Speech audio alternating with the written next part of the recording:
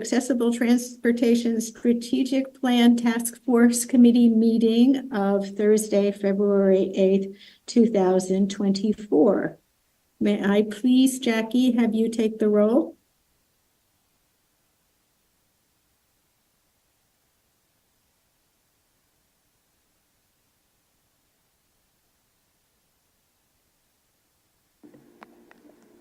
Member Barnes?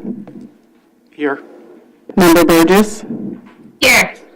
Member Braxton? Member Carlson? Here. Member Franklin? Here. Member Horta? Member Levin? Member McCrary? Member Meyer? Here. Member Mr. Brush? Present. Member Sauce? Here. Member Thompson? Here. Member Toth? Here. Member Xavier?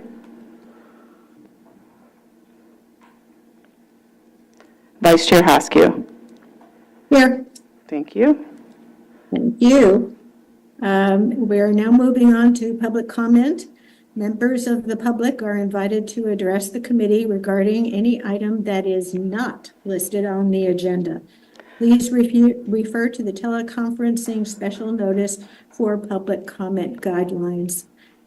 Jackie, is there anybody here in person and or on the computer?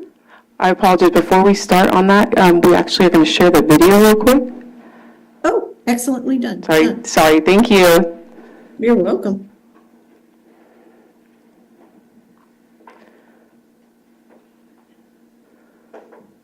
I apologize. Before we start on that, we actually are going to share the video real quick. Webinar to allow for public excellently done. participation. Sorry. Thank you. The Contra You're Costa welcome. Transportation Authority does not condone hate speech in any form. We continually strive to make life better for all members of our community and create an atmosphere where everyone feels a sense of safety and belonging. We ask that anyone who wishes to speak does so with civility, respect, and kindness for others.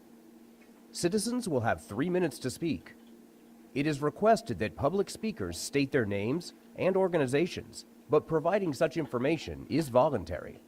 Citizens participating in person wishing to speak should submit a public speaker card to the clerk. Citizens participating by Zoom wishing to speak should use the raise hand feature or dial *9 if participating via phone, and the chair or staff will call upon them at the appropriate time. Written public comments received in accordance with the teleconferencing special notice on the meeting agenda will be provided to the members. If authors of the written correspondence would like to speak, they should raise their hand in Zoom or submit a public speaker card, and the chair will call upon them at the appropriate time. All written correspondence received after that and during the meeting will be entered into the record. Thank you for participating in a meeting of the Contra Costa Transportation Authority.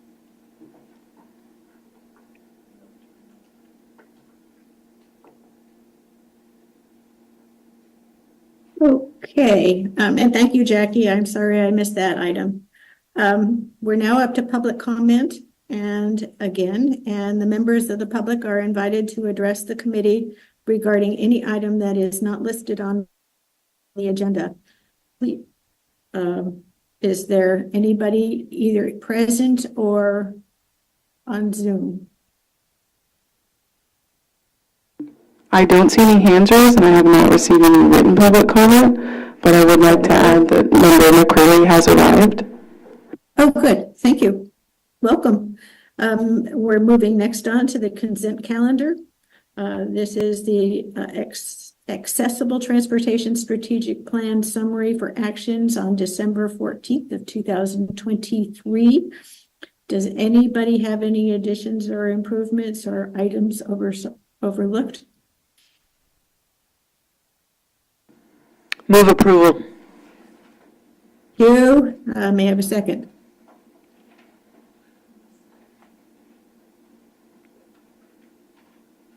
Oh, I have a motion to approve. I need a second.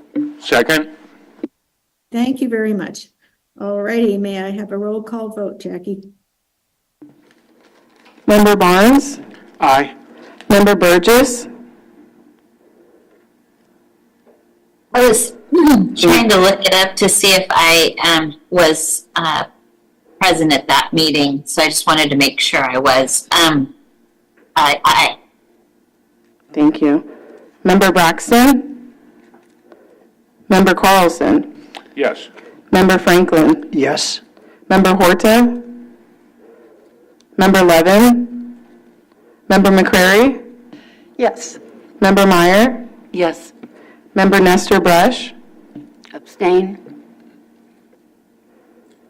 Member Sauce? Yes. Member Thompson? Yes. Member Toth? Yes. Member Xavier? Vice Chair Haskew? Yes, Okay, motion passes unanimously with members Braxton, Horta, Levin, Xavier absent, and member Nestor Brush abstaining. Actually, I was absent for that meeting, so do I need to abstain? It's up to you. Okay, I will vote yes, but I thought I'd missed that particular meeting, so that's why I was looking through those notes, but I'll keep it. Okay, thank you. No worries. all right, moving on to the countywide travel training program update. And this is a memo information from staff. And I see Rashida touching her microphone. Is she the one presenting? Yes, I am. Thank Thank you. you very much. Good afternoon. I'm Rashida Kamara with Contra Costa Transportation Authority. It's good to see everybody in person and not in a box. I will introduce myself formally after this meeting and shake your hand. Welcome. So this is just a verbal update. The Accessible Transportation Strategic Plan identified as one of its strategies a countywide travel training program. As we all know, we have several transportation systems in our county, but a lot of our residents, whether they're seniors or persons with disabilities, are unaware of some of the services that are available to them. In addition to that, commonly speaking, individuals that use paratransit service are what we call conditionally eligible, meaning that they're able to use paratransit some of the time, and some of the time, based on their condition, they're able to use fixed route service or other transportation services. But because of the lack of travel training, many of them don't make use of alternative forms of transportation services, hence travel training. We do have some travel training in the county. WICTAC does some travel training services, and as of a year and a half ago, County Connection also does a little bit of travel training in their service area, and this is funded by a Transbac grant that they have.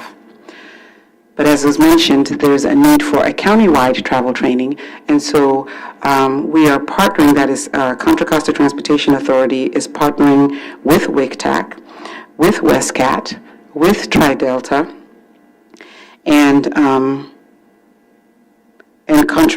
County Connection in order to develop a countywide travel training program. The details of the travel training program are still in the works. Just this past week, the team that I just mentioned, we looked over a proposal. There are a lot of questions that have been generated as a result of that proposal, and we're working that out. The idea of the countywide travel training program is going to be funded by Measure X funds, as the fact that it was identified through the Accessible Transportation Strategic Plan. And so we're hoping at the next task force in April, after we have worked out the details, as you know, the devil is in the details. After we've worked out the details and got the necessary approvals and okays from the different partnering agencies, we're hoping to bring an approval to this body in order to roll out a countywide travel training program. This is just a verbal update, since this is an item that was identified in the ATSP, or Accessible Transportation Strategic Plan, and I'll be more than happy to take questions regarding our build-out of this particular strategy. Okay, I'm just letting everybody know I can't see from Monterey whose hands are up or not, so I'm going to have to ask questions. Is there anybody on the committee that wishes to comment or add anything? Well, I have a question, if that's all right. Oh, totally, go. Rashida, thank you. Is this something that's being invented from whole cloth, or is there a prototype for this either in the Bay Area or nationally? That's a very good question. County, travel training is not something that's necessarily new. In the past, many transit agencies have engaged in some sort of travel training, but it's faded over time. Solano, I believe, has a travel training, and as I mentioned, there's a very successful travel training that WICTAC participates in for West County, and also County Connection also has one.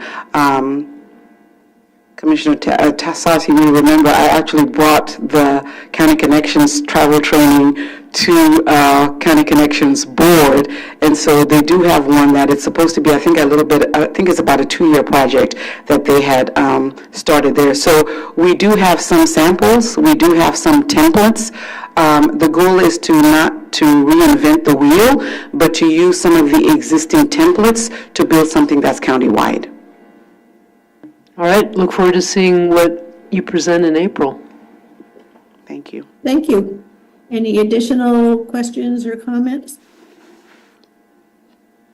I see one hand raised. Thank you. Rashida, have you reached out to BART as a regional rail operator? Because BART is also, a fixed route service that people could be travel trained on. I'm glad that you asked that question, because in the meeting that we had earlier this week, that's the very question that came up. And so one of Rashida's tasks was to reach out to BART regarding that, and also to have a conversation with AC Transit, of whom you represent, regarding what role they could potentially play in this effort. The reason why we wanted to reach out, not just to BART because of the rail aspect of it, but also to AC Transit, is because there is an area of Contra Costa County that AC Transit operates in, and so it'll be beneficial for our Contra Costa residents to make use of every single piece of transportation option that's out there for them. So this will be an introductory to that, reaching out to both BART and AC Transit. Thank you. Thank you. Any others? I don't see any hands, so I will ask, is there anybody for public comment on this item? We have no hands raised for the attendees, and there's been no written public comment. Dear love, thank you for letting us know. This is not an action item, so we will move on to item number B, means-based fare program update. And I believe Rashida is still the person who's going to share.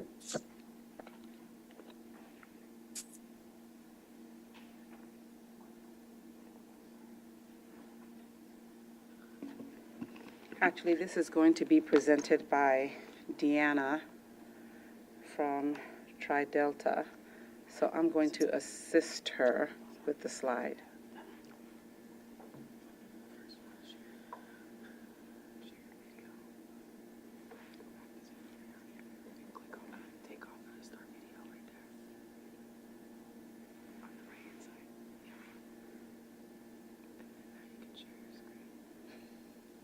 This technical assistant, we're whispering, but I'm pretty sure that you can all hear us. So we need an IT specialist just to help us maneuver this screen in public. You're doing fine. Can everybody hear us? You can Yes. probably hear everything we were whispering too. Okay, so let me just go ahead and hand it over to Deanna, who's going to be helping us with this. Thank you. Good afternoon. We wanted to provide an update on the means-based fare, which changed its name recently to Life Low-Income Fare Equity. So it started as a pilot program. Next slide.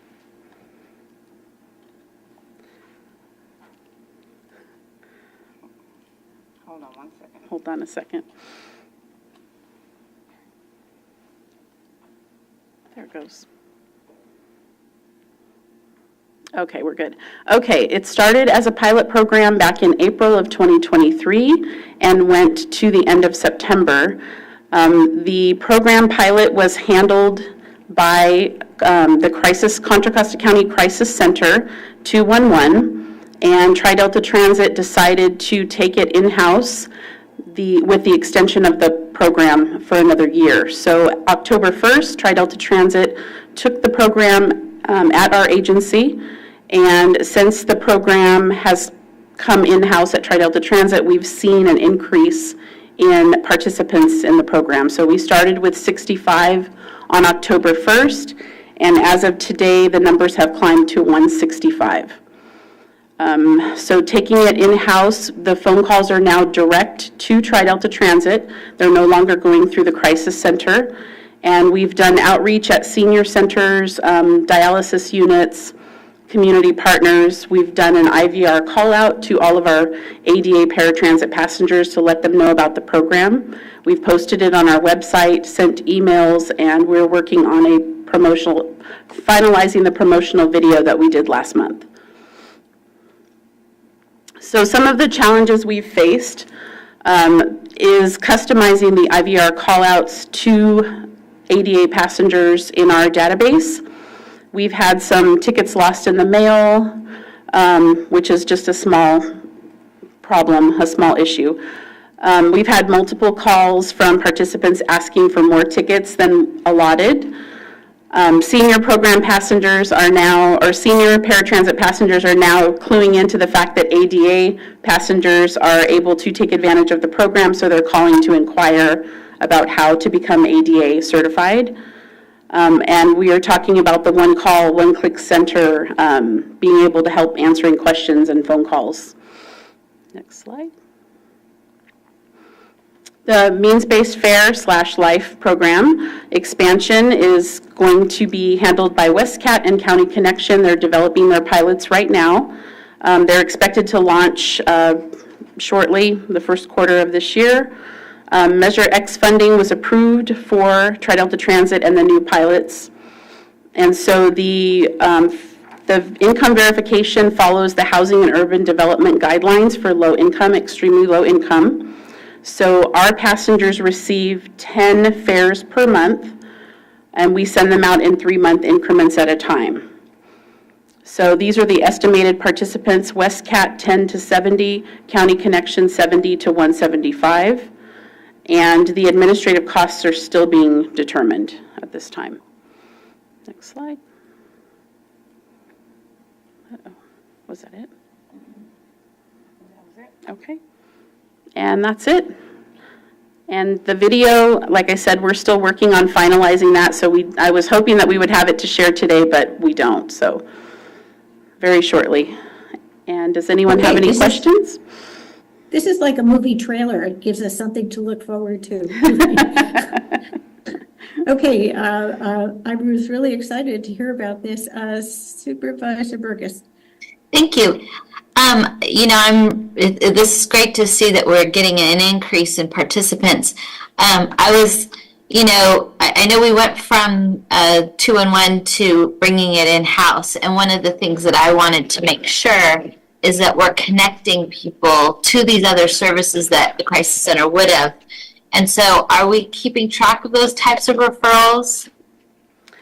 We aren't at this time, but that's a good question. We have had a lot of passengers asking for other resources. So the Life Department, the employee who's handling it, has a lot of information with other resources and has been providing that to customers when they ask for it. Can we track that? Because I think it's important, because, the spirit of what this is to, empower, enable, and, give them as much, support as possible. And so, whether it's, there's a whole array of services. And so I'd like for us to track the referrals that we're giving people. That's actually a really good question and a great request, Supervisor Burgess. The reason why is because as part of the ATSP, one of the strategies that was identified was the one call, one click call center. Mm-hmm. That is definitely something that we're working on. And so I've actually had several conversations with Deanna. I'm saying this and your boss is sitting right there, but I've had several conversations with Deanna regarding all the things that the one call, one click call center could do. And these are some of the things that she mentioned, that when these referrals happen, who do we send these individuals to? You know, instead of them circling her call center or circling with her staff, people need to know not just about this service, but the other services that are there. So it's been a beautiful relationship collaborating with the transit agencies on how to actually build this out, not only to support the passengers, but how the one call, one click call center can also support the transit agencies.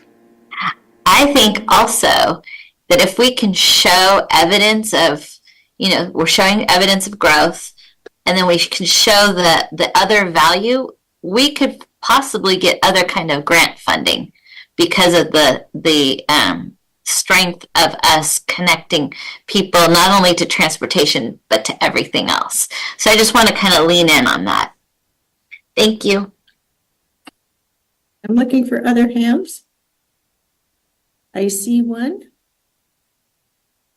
That's Debbie Toth, I think. I think it was Debbie. Yes, so please, Debbie, go for It was, thank you. Hi, everybody. Debbie Toth with Choice and Aging. I want to echo and thank you, Supervisor Burgess, for that request. One of the things that something like that will help us do, we're working on changing policy at the state level and having this kind of data. They're not, all the work done on the master plan for aging, all the tracking that's happening related to the master plan for aging, there's not a mechanism to track accessibility of transportation on the data dashboard at the state level, and this will help us have something to feed it with. So I appreciate it. Thank you. Is there a way of tying in with 211 so you can access all of those resources, but from our, I don't know, Yes, it's actually on a link that they sent me when we took over the program. And so I've shared that with the employee who is handling the incoming calls. So there are tabs on the link for different resources. And basically, it's just clicking and providing the information. So she had that from day one. Okay.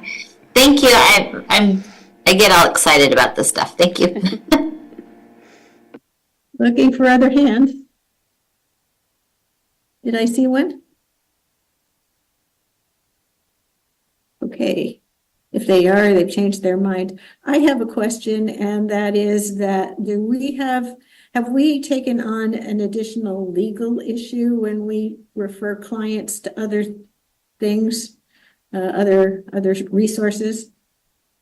And I don't expect the answer. I'd just like somebody to look and make sure that everything is safe. It's a very litigious society, and I want to make sure we're not going to be one of the litigants. We can certainly look into that. Certain information, it's the passenger themselves asking. A lot of the information that we refer them to is usually public. It's usually on websites, but because of the type of passenger or applicant that we're dealing with, the nature of our very jobs is to provide an accessible manner in which they can access that information. So usually the person answering the phone, especially if you get a really good call center agent with information at their fingertips, it's one of the best things. We don't want a call center agent saying, I don't know, or we don't do this, or call 50 other phone numbers. So with them asking, and as long as the information is public, we're usually very covered. Good. I'm really glad to hear that, and I like the answer, so keep it up. All right, and one last call for hands? There is one more. Debbie has her hand up. Yet again, okay. Thank you. Debbie Toth again from Choice and Aging. I want to point out that there is in Contra Costa County, a county line called Information and Assistance that is answered by social workers at the county, and they refer older adults and people with disabilities to all kinds of resources, and there's not any issue with doing that. So, I mean, that is their job, is to just provide people with resources. So I think we're pretty cool. I think that precedent has been set. So just wanted to bring that. And I in my core thought that was the case, but I just like that T crossed and the I dotted, if you don't mind. Anybody else? Not seeing anybody. Checking for public comment. No public comment received and no hands raised for the attendees. Okay, this is informational as well. So we're going to move on to our next item, which is the San Pablo Medical One Seat Pilot Program update. And I'm looking to Rashida will be Rashida. doing that one, yes. Thank you, Rashida. I don't know what we'd do without you.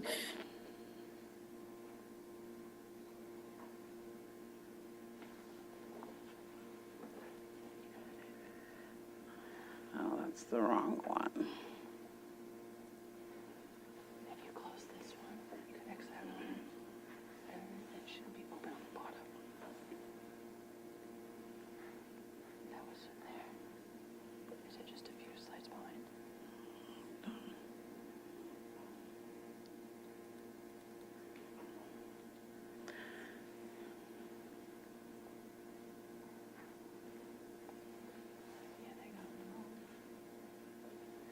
There we go. Let's share the screen.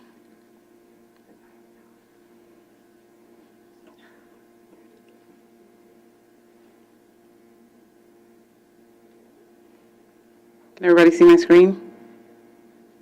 Yes.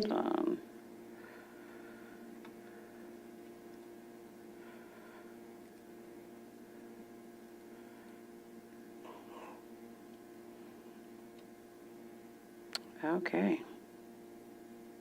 There we go. The City of San Pablo Medical Pilot Program.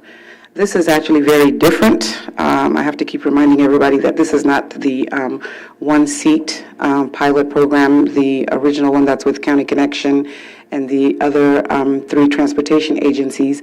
This one is very specific to the City of San Pablo.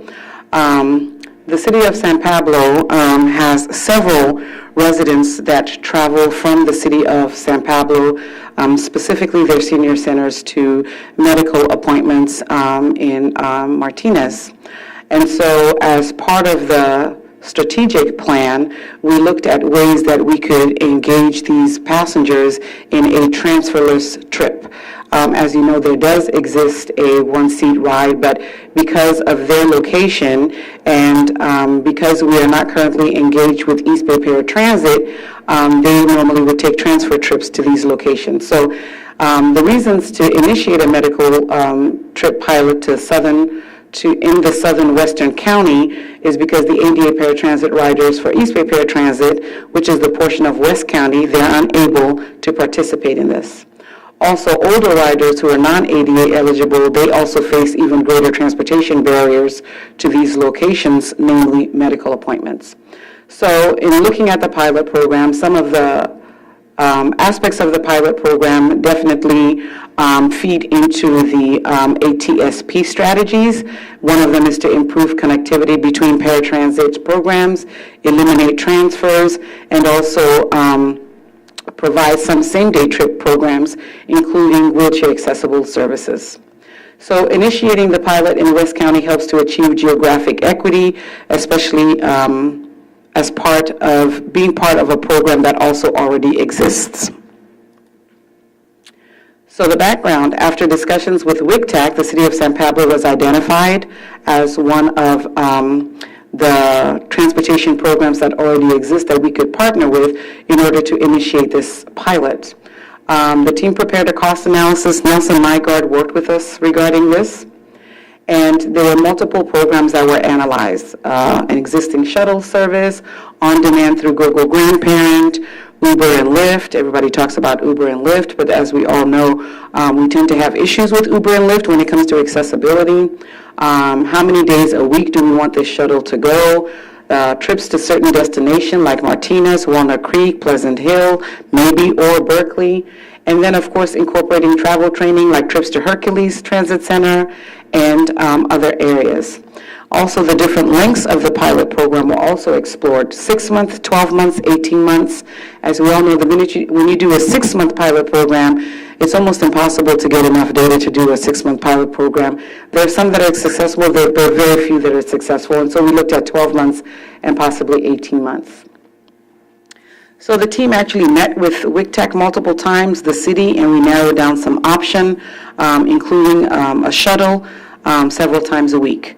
The city has historically been unwilling to contract with transportation, which are network companies, which are like TNCs and Ubers, and there are the cities and most transit operators that partner with Lyft and Uber try to make this a rider choice program, only because of the safety. There's certain insurance levels that are not necessarily covered with Ubers and Lyfts, and so it's always easier that when you have an Uber and Lyft program that it's a rider choice. The rider basically understands. So when we're dealing with transferless trips outside of the service area, the idea was that the city was actually going to hire a part-time driver and that they would use the existing fleet so that the protections associated with this would be included. They were going to travel to and from the San Pablo Senior Center to the County Medical Center and the VA Hospital in Martinez. So here are some of the parameters: the frequency, the eligibility, the fares, the start date, and the length of the pilot. Regarding the frequency, San Pablo adopted 3 round-trip shuttles per day, 3 days a week, Monday, Wednesday, and Thursday. Regarding the eligibility, these will be current participants in the senior and disabled transportation service, and it also included individuals that are in the 94806 zip code. These will be individuals that are 50 years and older, and also persons with disabilities 18 years and older. The fares were $5, but the city of San Pablo actually has a means-based fare program, and if you do qualify for that program, instead of paying $5, you'll be paying $1 for the trip. And of course, the trip is free for attendance. The start date was the first quarter of this year. We're hoping to launch this by March. They had wanted to launch as early as February, but the main dispatcher that they have there had to take off for a couple of weeks, so we're hoping that she'll return at the end of this month. Flyers have already been generated. I'm going to get to the flyer in a second. The start date is going to be the first quarter, so hopefully in March, and the length of the pilot is 18 months. So they were anticipating about 77 shuttle trips a month, round trips. The number of shuttle trips in 18 months, a little over 1,300, hopefully 1,400. This is a pilot, so some of these numbers were just projected. We will be bringing reports 6 months down the line to let you know how these numbers are faring, whether they fell below the marker, whether they went above the marker, whether the funds were going to be enough in order to do that. And they did some preliminary costs for the shuttle costs, the length of it, and also the marketing cost. So the next steps, and this is a history of what the next steps took, finalizing the funding. We are leveraging funds. There's going to be 50% of WICTAC funds, the 28B funds, and 50% of Measure X funds. The October 12th task force meeting actually recommended this. I'm going to jump on some of these because some of these have already been recommended. The WICTAC board had already approved the funding. The Measure X board, the 2CTA, the Contra Costa Transportation Authority board also approved funding for this program, and also the City of San Pablo City Council also approved it. The purpose of this update is to let you know that flyers and promotional material has also been generated, and the flyers have actually been posted up. So they've actually started getting calls regarding this, and so they're just waiting to actually hire that driver and to start taking their first trips. So this is the flyer that has been posted in the shuttles. They're starting to put these flyers at social service agencies like dialysis units up in the senior center also in order to do outreach. I thought thought it was a really nice flyer. It's also been translated in Spanish, really colorful, just kind of grabs the eye. It's also been translated in Spanish. And so we're hoping that by April, we will bring also a report to this task force to let you know the experience of our first riders in this program. And with that, I'll take questions. And I'll look for hands. I see a hand. Thank you, Madam Chair. Thanks, Rashida. This is great. I look forward to seeing how this goes. Just quickly, and I think I got a sense from your presentation, but what are going to be the objective metrics that are going to be used to assess the program's success? And I think you alluded to getting rider feedback as part of the subjective assessment. Can you maybe expand on that a little bit? Thank you very much. That's actually a really good question. As I mentioned earlier, we do have the Accessible Strategic Plan, Transportation Strategic Plan, had one objective, and that was to improve connectivity between regions. One of the biggest, even though this was not born of the ATSP, it was originated through County Connection in partnership with Tri-Delta, WestCat, and Livermore Amador Valley Transportation Authority. There are individuals who originate from West County who would have participated in that, but they are riders of East Bay Paratransit. And so this very specific and customized program is because they do not experience transferless trips. And so the object is to basically ensure that they can at least get to medical appointments. I have to say that there is good news in the horizon. There are discussions between County Connection and the other partners with East Bay Paratransit, because the only place that this program offers are these medical appointments. We do know that individuals have other trips that they need to take that are non-medical, and they could benefit from transferless trips. So the feedback that we're hoping to get from these passengers is that although they would want a more expansive experience to other destinations, at least their medical trips are something that they don't have to worry about because they can experience transferless trips. We're hoping to get feedback within the first 3 months and 6 months and then 9 months. And we will be bringing this feedback to this group. Okay, great. Thank you. Looking for other hands? I see one. Thank you. Debbie Toth again, Choice and Aging. I have a number of things to say. One, I really appreciate this effort in the context that you just painted, which is that these folks don't have access that the other folks on the one-seat ride have access to. And I had not put that together in my brain in that way before, so thank you for that. The medical appointments are not the only way that we support our health, and I hope that we are able to expand this to grocery store experiences and a variety of other things as we have our learning that comes from how we study the rollout of this project. So I think that's important to say, and I know that I've mentioned before that Medi-Cal pays for non-emergency medical trips, but somebody has to qualify. They have to be Medi-Cal eligible, and they also have to have a certain level of care need in order to qualify for that. So it's a small percentage of the population, but there will be, I think, some return to source eventually, so that those trips can at least be somewhat subsidized by federal dollars that come to our state for the Medi-Cal program.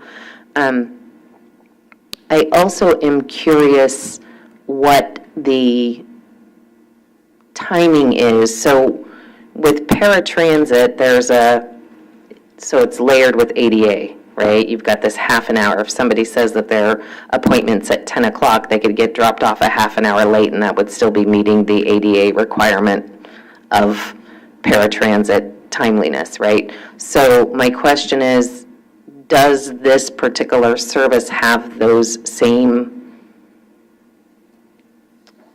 I don't want to call them flexibilities, I can't come up with the word, but does it Parameters? operate with the same ADA sort of time points, touch points, shared ride points, all those things that comprise what paratransit does? Or is it different in that aspect? That's a good question. It's actually different in that aspect. This is a shuttle service, and individuals can call and book, and actually book rides. So they give an appointment. The idea is to, those are some of the details that we were working out. How many times will this vehicle go? So based on what time a person tells us their appointment is, the goal is to look to see how many people are making appointments around that time, because we're trying to run a shuttle. So do we run a shuttle based on those appointments because we have several individuals going there for around 9 and 9:30? Because the idea is to be as efficient also as possible. And so if we're going to run the shuttle, how many times are we going to run the shuttle? Are we going to run it 3 times with specific times? Some of the details that we were working out is that individuals go to doctor's appointments, and sometimes, let's say a traditional ADA paratransit ride, an individual may say, I have a 10 o'clock appointment, I have a 2 o'clock return. Doctor, you get to your appointment and you're almost finished at 1:45, and the doctor says, disrobe, you have to go for labs today at this moment, and you have a 2 to 2:30 pickup, and you can't make that 2 to 2:30 pickup. So all of this has to be taken into consideration as we do the shuttle, because it's not like a paratransit service. Do we let the individuals who were already taking a maybe 2:30 return, so we have 3 people on board and we were going to bring all of them back? What do we do with the individual who's now a little bit later? There are some, I don't want to call them ground rules or policies, but there are some allowances that are made in the paratransit world for individuals who miss their rides like that. Those allowances are good allowances. They're called same-day go-backs. These rides there's a time frame that's usually given for rides like that, depending on which transit agency. They may say, we'll come back for you within 30 minutes, or we may come back, give us an hour, because we have to find a driver that's already there. Because this driver is going to be dedicated to the shuttle services for this particular program, as soon as they drop off, they'll be returning. So what we have to now determine, and this is the reason why it's a pilot, is one driver enough? Do we have all of these go-backs? Do they need to go more than 3 times? Do we need maybe to just bring one person back and look to take trips a little bit later? So all of that has to be determined as the program continues, because some of this, I don't think it could be tied down to we're doing 3 trips and that's it. Fall in line with the 3 trips to make it work. So I think until we roll out the first month or maybe 3 months, we will determine how many more trips the shuttle might have to make.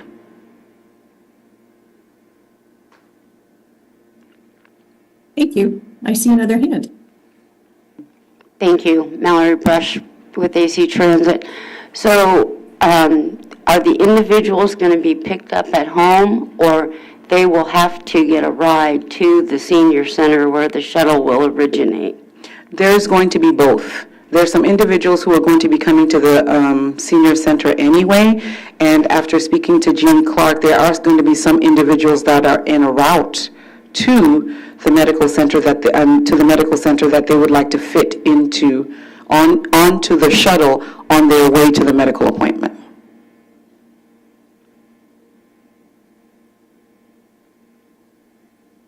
Another hand?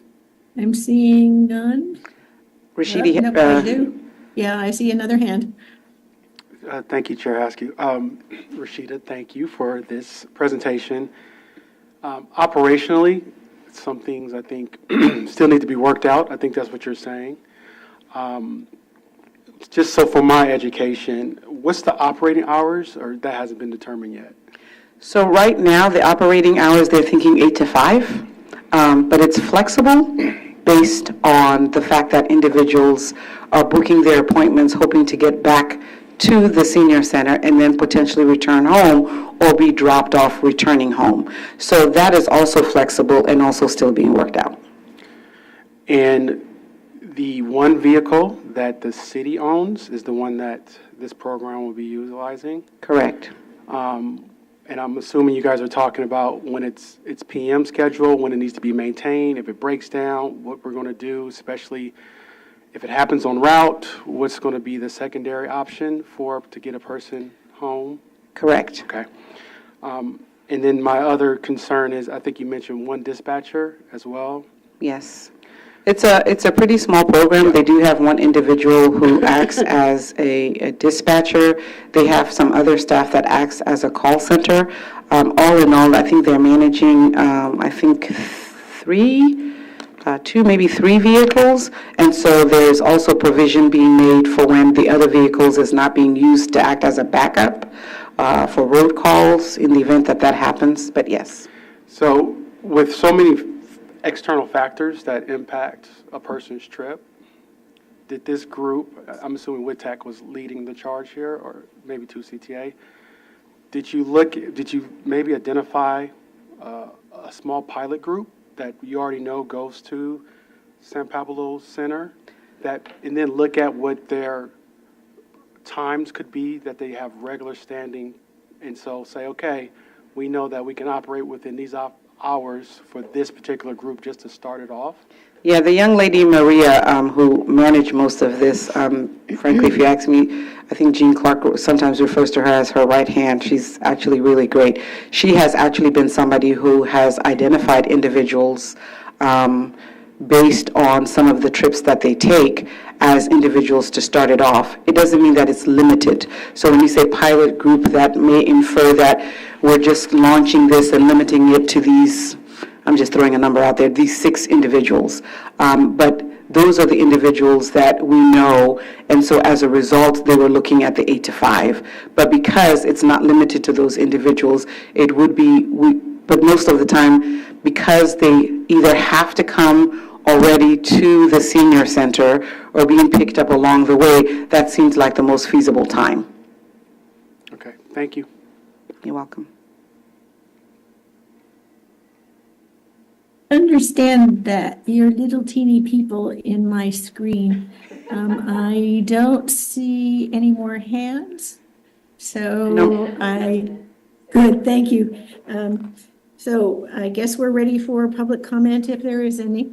Oh, I'm sorry. Rashida, you have your hand. Chair Haskew, can I pipe in one more thing real quick? This is Debbie. Oh, yeah, of course. Thank Because you're you. Debbie, yes, you can.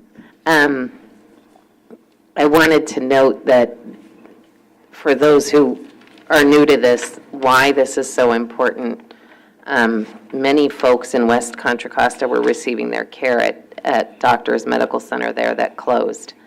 And now their services through the county have been moved to Martinez. And so they can't take the one-seat ride, which if you're going to be talking about that, you are, right? The one-seat ride? Not today. Not today. Okay. The one-seat ride, the concept is transferable to this particular situation because we're crossing paratransit provider lines. But the feedback that I got about the one-seat ride from a West County gentleman in his 90s is that it's been really good and life-saving for him to be able to go to and from his medical appointments on one paratransit trip. And I imagine the experience for the San Pablo residents is going to be the very same as it is for him. So they lost their resource and their part of the community, and this is, I won't say making them whole, it adds a long trip to their life, but it's the next best thing, and it's really making a difference in people's lives. So I just want to explain that, and thank you. I'm glad you did. All right. I am now pretty much sure there are no additional comments, and we just need to check on public comment in general. We do have a public comment from Rita Xavier. Oh, good, thank you. Please bring her in. Hi there, can you hear me? Yes. I do. Okay. I couldn't be at the meeting today, so I'm watching it online because I have another meeting that I have to be at for my city, and it would take me over 2 hours to get home by public transit, by 2 car lanes and a bus and then walking. So, I'm watching this meeting instead. And I just want to say I am looking forward to the San Pablo program so much. What Debbie didn't mention was Doctors Medical Center, our hospital in San Pablo, closed in 2015. So we've had several years of dealing with this problem. And I know the people that will be using that to get to the Martinez Hospital or the Martinez Health Center, because the West County Health Center can't do everything. They don't have the equipment that they have in Martinez. So, just kudos to everybody for working on this project. I'm hoping it blossoms, get a lot of riders, expand the territory, etc. Thanks a lot. Thank you, Rita. I'm also letting you know that I'm watching. We feel appropriately watched. Thank you so much. Any other comments? I see no other hands raised. Okay, and I believe that was information only, so we're moving on to the next item, which is coordinating entity structure progress report. And I'm guessing that's Rashida. Let me know when you get tired of hearing me present. Kind of break it up by having Deanna come over. I said, I'm tired of hearing my own voice. Regarding the CE structure, we haven't brought anything to the task force, but I know that the task force has been keenly interested in what's been going on with the establishment of the coordinating entity. We just wanted to just bring a quick update. We canceled the working group for this month because there were several questions, very good questions, regarding the proposed structure that we had brought to the working group. So we wanted, usually when we go to the working group, then we come to the task force. So we wanted to make sure that the task force didn't think that, we weren't coming to them with something that was on the horizon.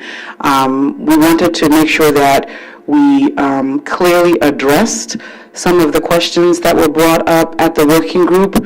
We do believe that they're easy enough to respond to, but we wanted to make sure that we didn't spend so much time digging up roads that we had potentially already crossed. So there's also been there's been some turnover with this group, with the working group, with staff. I mean, I came here, so there's been some turnover, and so we felt that it was important to put some of this material together in a comprehensive manner so that individuals who did have questions when we had the last working group, they could actually look back at information all compiled in the same place, so that when we do bring new options to the fore, if there are any questions in regards to these new options in regards to the coordinating entity structure, they would be able to look back at these past documents, these past meetings, to see whether or not they had been addressed. And that's the only way to help us to move forward. So we just wanted to let the task force know that we are actually still working on it, but we're trying to put information together so that people can have a full document or a full scope of work to help them move forward, especially for those that are new to the effort. And I do have John here. He's not called to speak, but if there are questions that I'm unable to answer based on this verbal report, he's actually here and can speak to that also. And I'll be more than happy to take questions. Thank you. I'm looking for question hands. I don't see any. Okay, and nobody's correcting me. And let's see, that means that we should probably check in and just cover our bases with some public comment. Is there any public comment? No public comment received. Okay, And so the last item on the regular agenda is the accessibility workshop and a request for 2 members from the task force committee to volunteer to attend. Rashida, would you fill in the gaps, please? Yes, now this is exciting to me. This is the accessibility workshop. It's scheduled for February 29th. The idea of the workshop is to network, to identify challenges that we've experienced during COVID, to get everybody in the same sandbox, to introduce everybody to the class. This is the class that's going to graduate together, so we want to get to know each other, to talk about best practices. We share the transportation space in Contra Costa County, not just city-based programs, nonprofit transportation programs. We have public transportation, we have paratransit. There are a lot of transportation options there, but we also have challenges. There are a lot of transportation programs that don't get to rub shoulders with each other unless we're standing here, in a task force or in a committee. So sometimes they don't realize that they're not alone in the transportation space, so the workshop just allows us to rub shoulders in that manner.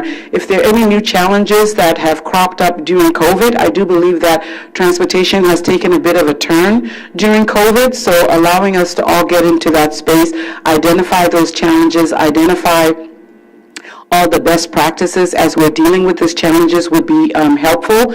And also to talk more about the coordinating entity, to develop a vision for the coordinating entity and all the stakeholders. So there are all types of individuals that will be there, not just the paratransit, not just the public transportation or the paratransit riders, but also the nonprofit, and we're also inviting social service groups, people from dialysis units.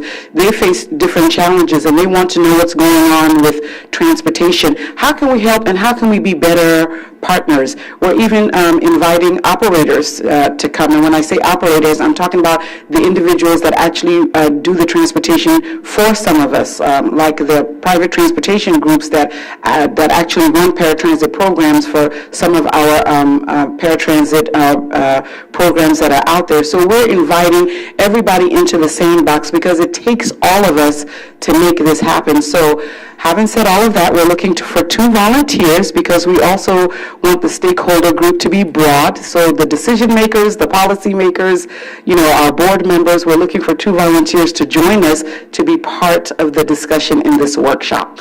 And we'll be more than happy to take 2 volunteers from this group. Okay, this is where sticking up your hand is really valuable. Where it's not a question. Yeah. This is Mallory Brush. I'm already registered and I'm an operator, so I don't know if you want double dipping or if you would prefer. Double dipping, I seem to remember that being your favorite word that you used with me back in the day. Actually, so we want to make sure that we have one of our maybe elected board members. That's the 29th, correct? Yes, the 29th, leaping into accessibility. I have meetings both the 29th and the 1st, so I'm not going to be able to do it. Where is it going to be held, Rashida? Right here in this building, 2999 Oak Road. Up. Did I see a hand? It's going to be fun. We're going to feed you guys. Oh, well, in that case, I'll volunteer. So I will come. Okay. Great. All right. Excellent. Great. And those who come will come back and tell you guys about it and how much fun it was. Thank you so much. Is there any limited, if somebody finds out they're free, can they call you or email you and let you know? Is there any limit? So we do have, we're expecting anywhere between 35 and 40 individuals. So we do have some that have RSVP'd and have registered. There's a survey that's going out. So I'm thinking that by the time the 3rd week comes along of February, we'll know our number. So if the person does email us, we can let them know then. Super, thank you. So it's, you can go home, check your calendars, and I'm sure it's going to be well worth your time. And I think I'm checking to make sure I've covered everything before I use the "we are now moving to adjournment" words. And I think we have, so we are adjourned until our next regular meeting proposed for April 11th, 2020.